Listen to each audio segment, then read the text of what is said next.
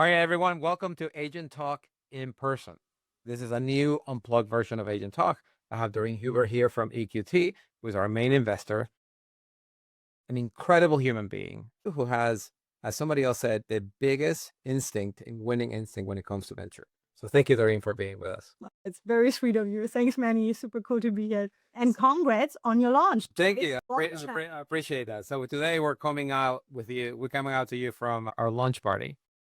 So Doreen, what are you looking at when you invest in an agent company? Well, we go early, as you know, sometimes as early as there's only the founder. As a bad deck, a bad presentation, and a mediocre looking founder. But a passionate founder in the meeting room. So it is, of course, big focus on the founding team, the founder. What do they bring to the table? Why them or he or she? So we're looking for this sparkle in the eye, basically. But of course, we are also large funds, so we need to believe that this can become, as we call it, a generation-defining company. So something really, really, really big in the ranges of 10 billion plus. Sometimes, I meet fantastic founders and where I really think the founders are awesome, but still they chose a tiny market or a small space where we do not believe that it can become that big. And then we cannot invest. Sometimes it is not a fit. But for sure, like the typical, really seeing something in the founder. I personally love the outliers, the underdogs, or someone with a crazy CV or something like that. So I'm not the typical business school boring. I love it if someone comes with an edge, but also that I feel that there's a personal vibe and something where I feel, okay, that would work together. Okay. It's not just that I feel, okay, this team is awesome or this founder is awesome, but also we together would be a perfect match for this journey. All right. So give me a couple of your latest investments where it wasn't obvious to anyone but you that this was a good investment. I think that is the nature of being an investor, right? That sometimes you come across something and immediately it clicks with you and you're like, this is it. I was looking for this desperately. Yeah. Sometimes you find something, sometimes you do not find something in a certain category. One investment where I think it was not obvious to everyone was Paloa, which is a Gen AI for customer care automation. And the reason why it clicked with me was I was running large sales and customer care teams. Yep. And I never wanted to take on customer care. And also always is nobody does. Nobody, right? So I was always doing sales. And then at Delivery Hero, we grow so fast that at some point then the CEO came to me and said, Doreen, we have all these customer care cases right now. And like the phone is ringing all the time. You do sales, right? Like, why don't you do customer care as well? This feels like customer. It feels like sales. I hate customer care. Not doing this. But there was no other volunteer, so I got this space and then realized actually that taught me a very insightful lesson. If you bring sales and customer care together, and very often it's actually separate departments, right? You know that? Yes. They don't talk to each other. They don't particularly like each other. Yeah. So I was responsible for both. I tried to bring it very close together, and ever since realized how great customer care can be and how much of an impact it can do on your P&L, on your renewal rate, whatever, you name it. So it can have a massive impact. So, but I also knew how painful it was to hire the people, massive churn rate. Yeah. It's costly, hard to manage, right. Those kind of things. Happy department. Absolutely not. Yeah, it's painful. Yeah. And when I got this deck 3 years ago, we were already focusing a lot on AI and how Gen AI could change certain departments and enterprises. I got introduced to the founding team, got the deck. I had a look at the deck and I was like, this is it. This is what I was looking for. I knew. What in the deck told you that this was looking for? Like, what was the page and what was the thing that got you to say it? Well, first of all, that this whole customer care theme, we automate this with AI. That immediately, because I thought like it solves every customer care manager's problems, cost reduction, no labor hassle. But one thing I really liked about that particular founder, so the founder of Paloa is Malte, and he ran an agency before. And I also ran an agency in my previous life, founder life. And I love founders who run agencies because I feel that they have the hustle. Running an agency is super hard. Yes. You have to have the service mindset. You're constantly out there hunting for the next customer. You work crazy hours. So it's like a lot of dedication and you're not earning a lot of money. So you're not labor of love. Yeah, exactly. So yeah, that resonated with me. Okay, so if you get a bunch of founders who run agencies before with an edge in AI, is that the formula? You would laugh, but my team is making fun of me because I always tend to like these agencies. There's nothing wrong with it. Like if you've done it before, then why not? Yeah, but sometimes I like a founder and then only later I learn that they had an agency before. I don't know what it is. It's probably I like it if someone knows how to read people, if someone has this emotional IQ as well. I like that.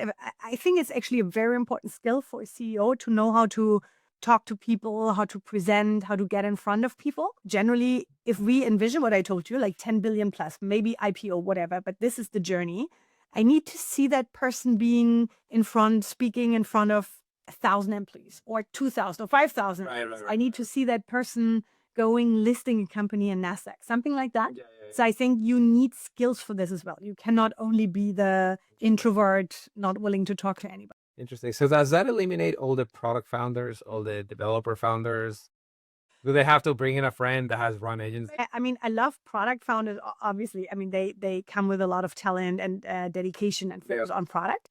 But I have a strong commercial background. Yeah. And I don't want to lie. I have definitely a thing for a founder with commercial DNA because I think this is what is the motor of every business, right? Yeah.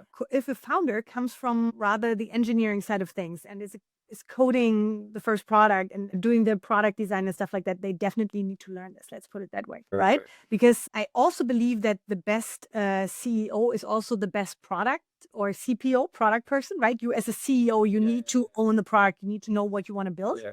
But I think if you're only techie and you say, I don't care, I've seen that so many times that tech founders tend to either neglect or delegate, or they don't want to take care of sales. And they think it's necessity or something like that. Yeah. That never works. They never bring something to life. Interesting. So is your advice for a product founder to bring in a commercial person or to become a commercial person? If they think that they have the passion that they want to become it, it's always best if they would be this perfect package themselves.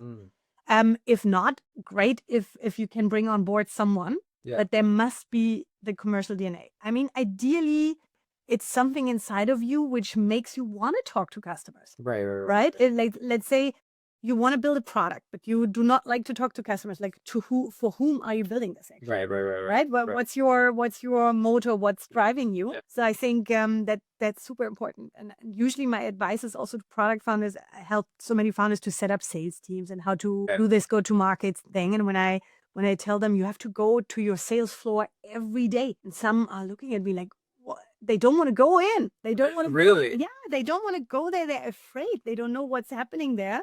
And I think it's the most energetic department of the whole company. Oh my God. To go there. And I learned so much by being at the sales floor. Absolutely. But then again, I'm a commercial guy. So what when a founder is thinking about bringing their commercial team in, what's the earliest you advise them to bring in the commercial team in? Like what is the earliest time to bring a VP of sales in? I think you can always bring a commercial person, maybe not a whole team, but you could say, even if you start building the product, you know how it is. You have design partners, ideally from almost month one. Yeah. It's very early in the journey. You want to engage with your clients. So you can always have that person like calling, making intros, scheduling meetings, stuff like that. I also realize sometimes that some founders shy away from that because they see it as cost. And they feel since they're not selling anything yet, it's like a wasted thing. I don't believe in that. I think it's super important from day one to develop for your clients, be in touch with your clients, with your potential customers, and really build the solution to their problems. But then if you go to the next level and you really say, okay, now we have something what we want to sell, and now we really want to go serious and build the first commercial team. I think this is when you say there's something which is worth that someone pays something for it. Yeah. But usually our mantra was also, don't go live too late. You must go live when you are still a little bit embarrassed about it. Right. And it's the right moment. So how do you hire a salesperson to sell an embarrassing product if the probability of success is uncertain? Because usually salespeople are, and I'm saying this all over the world, they're a little bit coin operated, right? So they want to know that they're going to make a commission of X% at the end of the month, or at the end of the year, at the end of the quarter. So how do you bring in a commercially oriented person when you have no certainty whether this thing will have product market fit? I think in general, you just pay them well. Then they come on board. I mean, it is like that. They follow the money. So you, of course, need to take some money for the first person, Right. but also need to be super passionate about what you want to sell. And that's why one more reason again that the founding team has some bit of commercial DNA and passion and this skill to sell. Because this is, for me, you need to give the spark to your sales team, and then it will lit the fire, and then they will take it from there. But you all constantly need to put energy into the sales team, injecting that in the sales flow. That was for me the most obvious thing. It is always, when you lead large sales organizations, the one thing it requires from you as a leader is constant energy 100%. input. They run on energy. Yeah. So so I have this dichotomy that I recently ran into, in that I've been reading a lot of advice, and even this was my own advice, of like early founders should sell their own thing up to $1 million, give or take, of ARR. And I was like very adamant that you gotta sell your own thing. You gotta live in the shoes of your potential salesperson, and that will help you iron out all the kinks of the product. But then I read the story of Rippling, and Conrad brought in a sales leader when there were like 4 people. And, that person ran sales like from day one. And I always attribute it to the fact that, Rippling was replacing a bunch of existing products. You see what I mean? So there was no question as to whether this is sold or not sold. The question is, do you have the capability? Do you not have the capability? Is there a difference for you as to like whether you run sales all the way to $1 million, or you bring in a salesperson at say 100,000? I am actually pretty open on what different sales models people run on. Okay. So you don't care. I don't care. I think it's fine if someone just has different focus topic and they bring in a top-notch person. But I always need to see that excellence somewhere in that team. I've seen sales people being super in the details because they're selling 7-digit enterprise contracts, but also it's a different skill set if you want to hire 50 people in a month. And you need to your point, right? You have product market fit, and now how do you scale? Right. It's a different skill set as well, right? Yeah. A super nice salesperson yourself, but maybe you're not great in processes. You cannot build them. You cannot hire 50 people in a month. You don't have the mindset to go and open 20 markets, So I think generally you need to be a bit open to what the market offers you and what the startup founders come with, what kind of setup. But I think when you see the problem, you see the product they're building and for whom they're building it, then you need to see as an investor, do you think that they have the right setup? And usually when you invest early stage, I'm not a big fan of telling the founders what to do. Because I have so many experiences, also from angel investments from the past and stuff like that. When you think you can teach them because you will teach them and then they know, that's usually misleading. That has not worked. Interesting. So, it's interesting because I don't call myself a salesperson. I call myself a deal hound. Like I'll go out for the deals and I get a kick out of the deals. But like if it comes to layout process and like hire big teams, etc., like I don't think that's my strength, and I don't think it is any founder's strength. But I agree with you that if you don't bring some commercial bone to it, I just don't know how to scale that. Yeah, and I think the scaling bit is actually pretty important. It's also when you go to the next stage, Series A, Series B, when you really have to have something scalable. Right. And I think especially if you go through something hyper growth or whatever, you really need to have this process mindset as well to kick it off and to.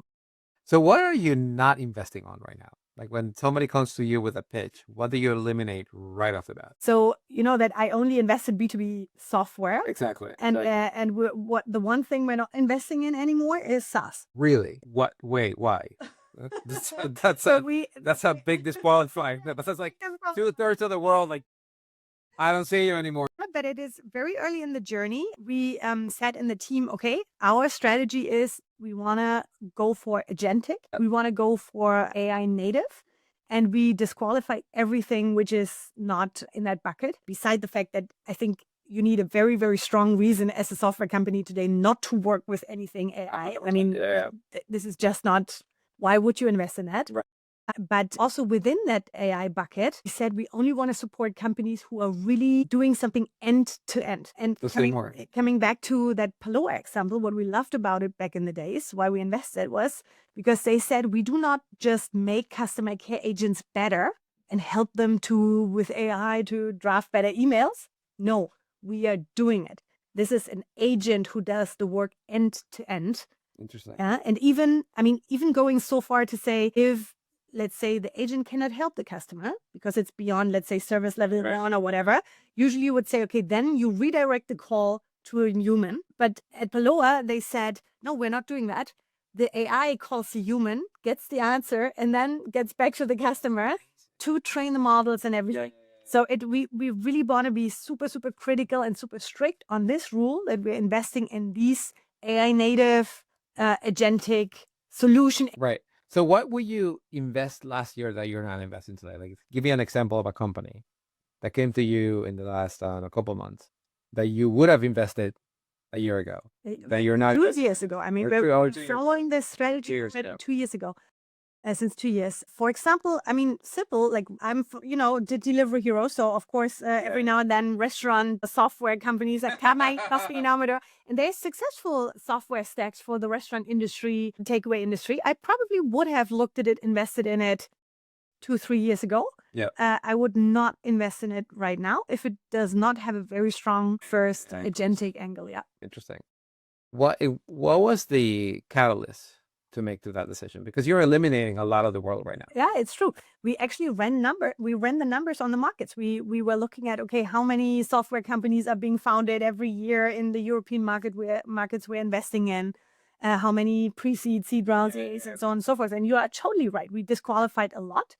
But we can also see that the AI companies growing, like the funding which goes into AI first companies grows by 40%. So the market is catching up. And for example, last year, we love in the software team doing a good Series A. Last year was not a lot of fantastic Series A's because the companies were not ready yet, right? They just got started a year ago or 1.5 years ago. So if you are looking for the perfect Series A, some commercial traction and stuff like that, it was not a lot of choice. But now you see them being ripe and you see the first cohorts of, those seed companies from 2 years ago now maturing. And I think this is what the market now shows. Yeah. But why would you invest in something which is legacy? Why would you invest? I mean, you know how it is. As soon as you have built something and you have a tech stack, and then out of a sudden you realize, oh my God, there's a whole new paradigm. You need a full pivot. You need to rewrite the whole code, and you have gotten money for that old stuff. So I think it's just the better choice.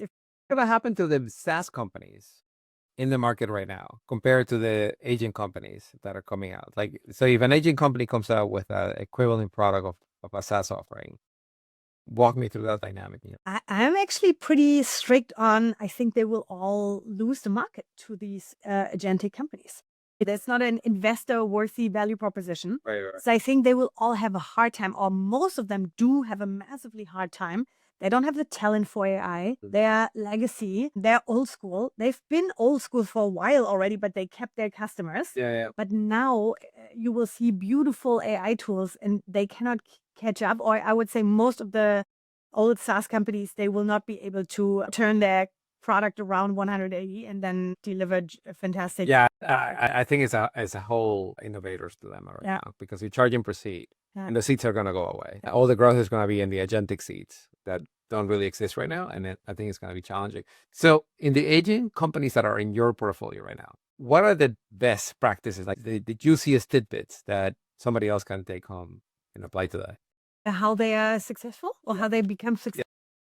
Whether it's hiring, whether it's growing, whether it's go to market, whether it's building their agents, like what are the things that you're seeing that are super successful? Yeah, I think most companies who are faster than others are the ones who have really this AI native mindset. When you really realize that they don't only build their product on AI and like they build an AI native product, but they also use a lot of AI tools. They really push their teams to think in AI native. They really set the whole company up like that. They want to have less employees. You realize from their mindset perspective that they say, oh, can't we do this with agents? And I think this is impressive. And actually, you also inspired us when we did the investment and paid. You asked us, like, give me the list. Like, what are other portfolio companies using? What AI tools? So we put together that list for HR and CFO office, finance stack, and so on and so forth. But also realize at the same time when we put this list together for you guys, that there is not too many right now on the market. It's shocking. It's shocking. I'm like, yeah, exactly. Right? Yeah. So I think you need that mindset. That's super important. You need to think AI first, AI native, but at the same time, I think it's also important to understand. And I think actually quite some investors are not even getting that also AI products, AI native products need sales teams to go to market. Or that can be AI sales teams, whatever. But sometimes they feel that, oh, I invested in this AI company. Now, out of a sudden, this AI company must, like, revenue is falling from the sky. Maybe, but is this really a sustainable revenue, or is it just, all these design partner revenues, proof of concept revenues? Because obviously the boards are putting a lot of pressure on the enterprise CEOs, do something, buy AI, implement AI and stuff like that. So I think still an enterprise, if we really talk enterprise AI, enterprise buying process is still the enterprise buying process for now. Maybe, hopefully it will change, but right now it's still a sales cycle of a couple of months, and that you need to just accept. It's the same. So if you take Parloa, is there like 2 or 3 things that you can take from Parloa that anyone else out there should be doing that they're not? Okay, so Parloa is really enterprise. So it is not this product-led growth. It has to be sold. It has to be sold, right? You need a sales team, you need this whole process, lead generation, sales engineering, implementation, and stuff like that. So what Parloa is very, very good at is really having a super strong CEO who is the leader, the driving force behind this all. And he brings on board fantastic talent and can scale super fast. So they brought on board a lot of people in their sales department to be ready to bring this to the enterprises. So they really mastered sales. That's for me one company where usually I'm very impressed with their performance and how they set up sales, how they run sales, how they deliver the numbers. That's really great. And a CEO who loves sales and who loves to be in with the commercial team, engaging with customers. So what kind of sales team do they have? Do they have an enterprise sales team that has relationship with the accounts they're selling to, or they have knowledge of the product they have sold? They have both, actually. Not every salesperson has both, but every salesperson has sold customer success software before. No, that's what I'm saying. Not everyone. Okay. But they have sold to enterprises in whatever. You could say maybe they're coming from Salesforce, or they're coming from LivePerson or some other enterprise accounts. Right. Or they also acquired in the US actually a team of people who have sold these customer contact center solutions before. And now you're adding this whole AI magic basically. And these salespeople are blown away by the new opportunities, and they go with 10x the passion back to their old customers and selling it. So tell me, how does Parloa find these amazing salespeople, even though they're small? Nobody wants to leave Salesforce, a big fat paycheck, no work. This is awesome. Now you have to go to Parloa and actually do some sales for a living. Like, how do you convince somebody to go back to work? I think there's a couple of good market tailwinds.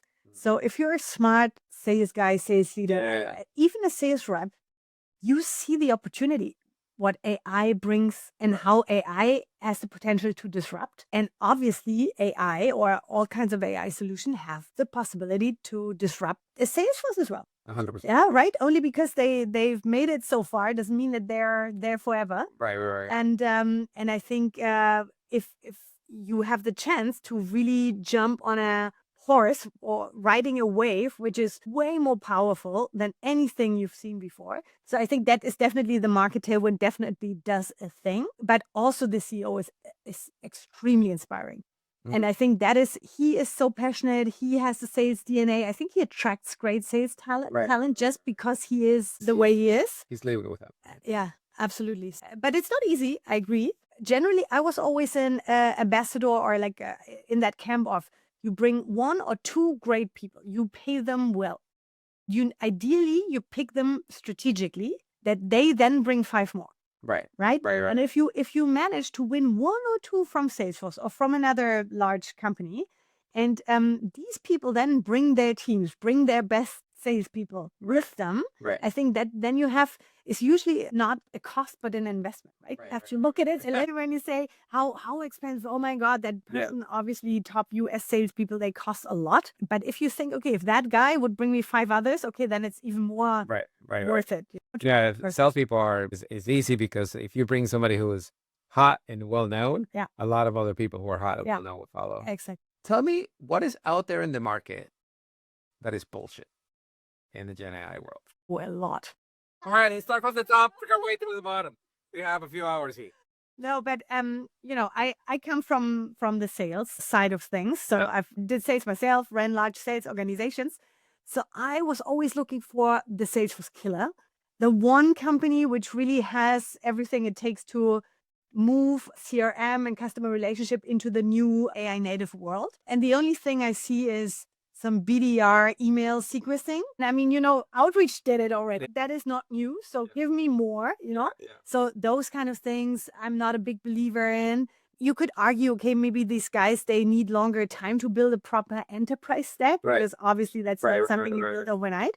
But that has not impressed me a lot. A lot where you just, when you look at it and you think, but this can be, ChatGPT can do that tomorrow. There's stuff which The is email writers and the things. email writers, exactly, or the appointment scheduling tools or something like that.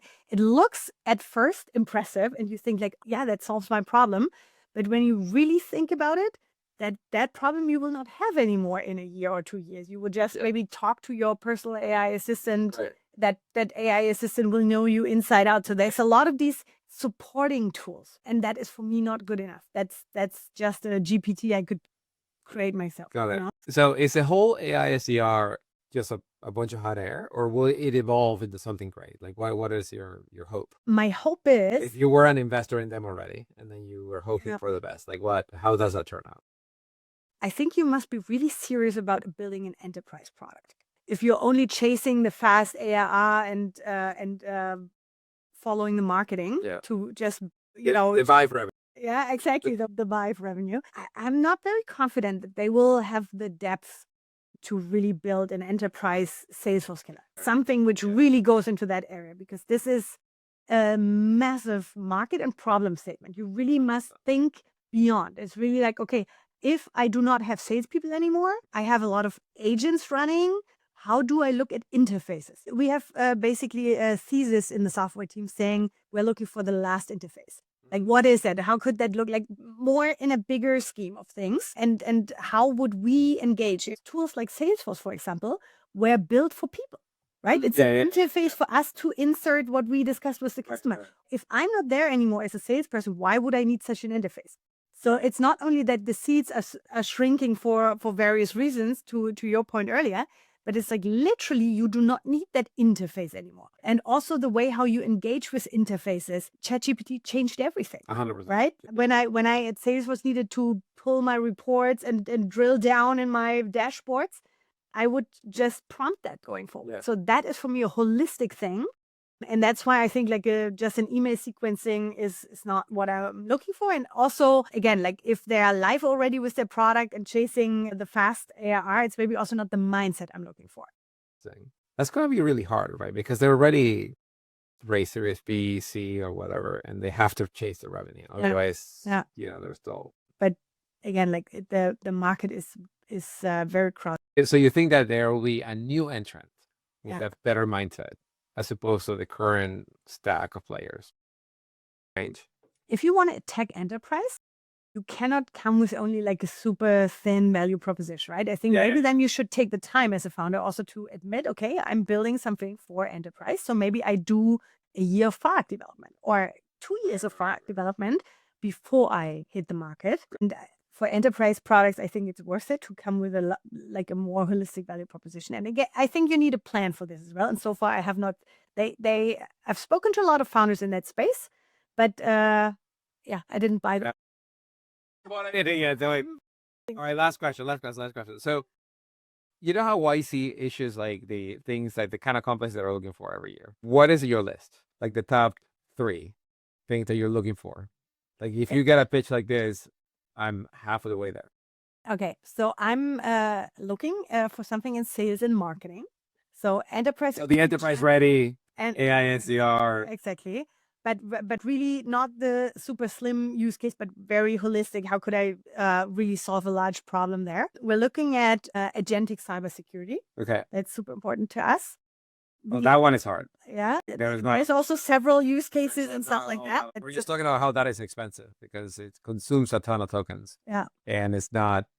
But it's also not going to pay for it. That's where we come. It's a race, right? 100%. It's really that race to secure your company, secure critical infrastructure, 100%. everything against all these threats, which are also on the rise due to Right. AI, and AI enablement.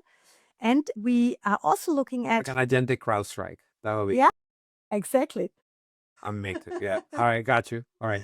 And we believe that with, including the labor and not only looking at software budgets, that actually vertical applications are interesting. Let's say for particular industries, let's say for the automotive industry or pharma industry, those are areas we're looking at. Okay. So vertical, cybersecurity, and sales and marketing, all agentic.